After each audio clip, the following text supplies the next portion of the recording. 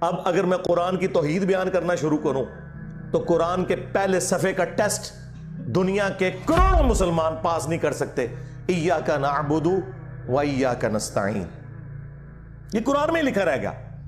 ماشاءاللہ فجر کی نماز میں یہ پڑھ کے نکلتا ہے اور مسجد کے ساتھ جو دربار ہے ریگولرلی حاضری دے کے اس بابے سے بھی مانگ کے گھر آتا ہے.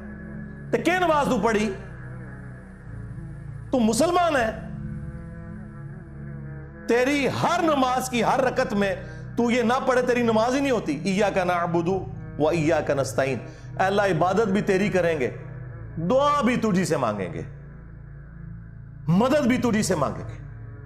یہاں مدد مانا دعا کے ہے، لیکن یہاں مولویوں نے پھر پٹی پڑھا دی. ان کا نہیں جی امی سے روٹی نہ مانگیں. اندازہ کریں قرآن کا مذاق اڑا رہے ہیں، حالانکہ انہیں پتہ ہے کہ قرآن میں یہ آیت موجود ہے وَتَعَاوَنُوا عَلَى الْبِرِّ وَالتَّقْوَى وَلَا تَعَاوَنُوا عَلَى الْإِثْمِ وَالْعُدْوَانِ، نیکی اور پرہیزگاری کے کاموں میں ایک دوسرے کی مدد کرو اور برائی میں الگ رہو.